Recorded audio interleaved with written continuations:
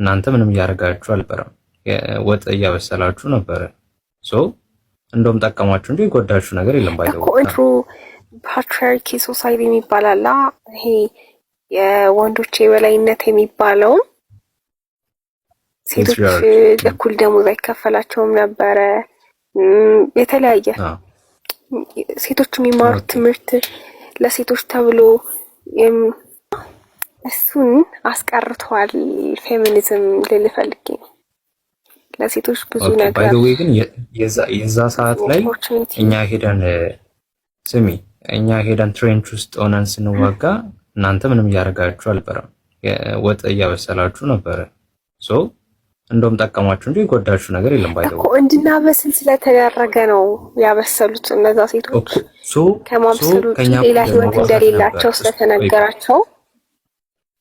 ቆይ እኮ እሺ፣ አሁን እያልሽኝ ያለሽው ከኔ እኩል ሄደሽ መዋጋት ነበር የምትፈልጊው በዛ ጊዜ? ሪሊ ያን የምትሉትን ራሱ ፌሚኒዝም ሳይሆን የሰጣችሁ ያን ነፃነት እኛ ነን የሆነ ስለፈለግን ነው።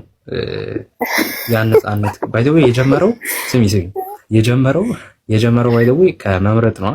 ምርጫ ያስፈልገናል ብላችሁ አይ ቲንክ ከሁለተኛ ዓለም ጦርነት በኋላ የሚሆነው እና መምረጥ አለበት ምናምን ብላችሁ እሱን ባይ ዘ ዌይ ሙቭመንት የደገፈው ራሱ ወንዱ ነው። ባይ ዘ ዌይ ሪሊ አሁን ራሱ ማንጠይቅ ነው። ኖ አይደለም። አሁን ራሳችን ስለጠየቅን ራሳችንን ስላስከበርን ግዴታ ስለሆነ ሰጠህን። ኖ አንቺ ስለፈለግሽ አይደለም፣ እኛ ስለፈቀድን የሰጠንሽ። ሪሊ ኦኬ ሶ እያልሽኝ ያለሽው ምርጫ እንምረጥ ብላችሁ ስትወጡ ብቻ እናንተ በጉልበት ነው እንትን ያላችሁ። መብታችንን እየጠየቅን ነበር። መብታችንን ቆይሽ እንዴት ነው መምረጥ? ስለዚህ አሁን እሺ ዋይት ብላክ ፒፕል ማለት ነው ሲወጡ ልክ እንደዛ እያልክ ነው። ነጮች የሰጧቸው ስለፈለጉ ነው እንጂ ቆይ ነው እንደዛ እያልክ። የብላክ ሙቭመንት እና የፌሚኒዝም ሙቭመንት ይለያያል። ብላኮቹ በጉልበታቸው ነው ያመጡት። ባይ ዘ ዌይ እኛም በጉልበታችን ያወጣን በጉልበት ኦኬ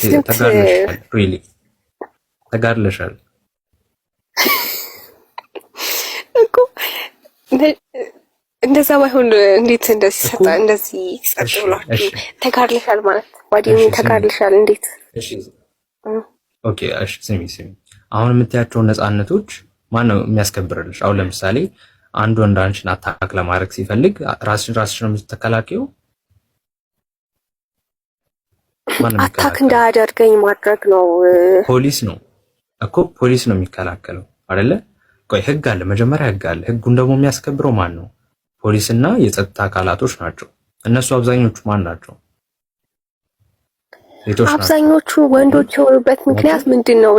እየጠየቅን ያለ ነው። አቅም ስለሌላችሁ ለመጀመሪያው ነው እያወራን ያለ ነው።